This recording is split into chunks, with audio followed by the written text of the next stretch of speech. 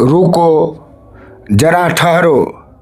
अगर कभी नींद में भगवान तुम्हारे सामने आ गए हो तो यह वीडियो तुम्हारे लिए है, क्योंकि यह कोई आम सपना नहीं होता, यह थके हुए मन का भ्रम नहीं होता और यह किसी फिल्म का असर भी नहीं होता।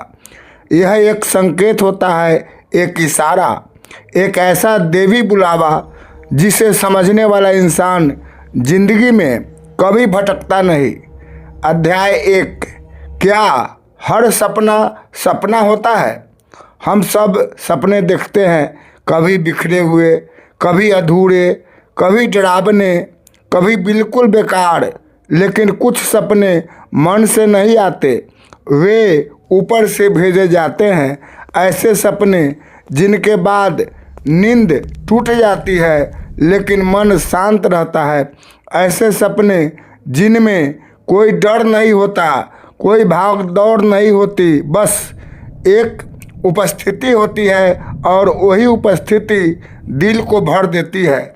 भगवान का सपना शब्दों में नहीं आता, वह एहसास में उतरता है। अध्याय 2। भगवान हर किसी को दर्शन क्यों नहीं देते? यह सवाल हर किसी के मन में आता है। अगर भगवान सबके हैं तो सपने में सबको क्यों नहीं दिखते? सच्चाई यह है कि भगवान सबके हैं, लेकिन दर्शन तैयारी देख कर देते हैं। जैसे सूरज सबके लिए है, लेकिन आंख बंद हो तो रोशनी नहीं दिखती। भगवान सपने में उन्हीं को आते हैं जो टूट चुके हो लेकिन विश्वास छोड़ा न हो, जो अकेले हो लेकिन कड़वे न हुए हो, जो सवाल कर रहे हो लेकिन शिकायत नहीं कर रहे हो। अध्याय 3। जब इंसान बिल्कुल अकेला हो जाता है। हर इंसान की ज़िंदगी में एक ऐसा दौर आता है जब सब साथ होते हुए भी वह खुद को अकेला महसूस करता है। रास्ते बंद लगते हैं, मेहनत बेकार लगती है और मन में एक ही सवाल रहता है, अब क्या? यही वह पल होता है जब भगवान चुपचाप देखते हैं और जब इंसान टूटने के बिल्कुल किनारे होता है तभी वह संकेत भेजते हैं सपने के जरिए। अध्याय 4। वह सपना जो जिंदगी बदल देता है। मान लो किसी ने सपने में देखा कोई उजाला है, कोई आवाज़ नहीं, कोई डर नहीं, बस एक एहसास है कि कोई साथ है, कोई कंधे पर हाथ रखे खड़ा है और उसी पल आँख खुल जाती है पर दिल हल्का हो जाता है। यही पहचान है भगवान के सपने की। अध्याय 5। सपने के बाद आने वाले 3 गहरे बदलाव। पहला बदलाव, भीतर की रोशनी। जो इंसान बिना वजह उदास रहता था वह हल्का महसूस करने लगता है, मुस्कान वापस आने लगती है, बोझ कम होने लगता है। यह पहला संकेत है, तू अकेला नहीं है। दूसरा बदलाव, जीवन की रुकावटें कम होना।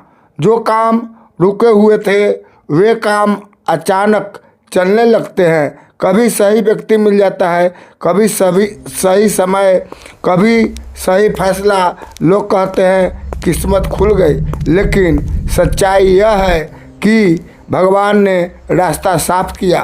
तीसरा बदलाव, स्वभाव का बदलना। गुस्सा धीरे धीरे उतरने लगता है, ईर्ष्या कम होने लगती है, मन शांत होने लगता है।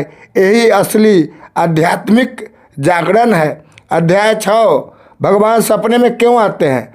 4 दैवी कारण। जब इंसान टूटने वाला हो, जब कोई बड़ा शुभ परिवर्तन आने वाला हो, जब भक्ति सच्ची हो, जब इंसान गलत रास्ते पर जाने वाला हो, भगवान पहले संकेत देते हैं, फिर निर्णय इंसान पर छोड़ते हैं। सपने के बाद की 3 बड़ी सावधानियां। इसे मजाक समझना, दिखावा करना, पुराने पापों पर लौट जाना। विनम्रता मांगता है, घमंड नहीं। सपने के बाद मिलने वाले शुभ फल, मन की शांति, रुके कामों का चल पड़ना, बुरी आदतों से छुटकारा, परिवार में सुख, संकटों से रक्षा। यह सब एक साथ नहीं, धीरे धीरे होता है। यह कृपा कब तक रहती है? जब तक इंसान सही मार्ग पर चलता है। जैसे ही घमंड आता है, कृपया पीछे हट जाती है। अंतिम अध्याय, अंतिम सत्य। भगवान का सपना कोई कहानी नहीं, यह जिंदगी बदलने का अवसर है। जो समझ गया वह बच गया, जो नज़रअंदाज कर गया वह अवसर खो बैठा।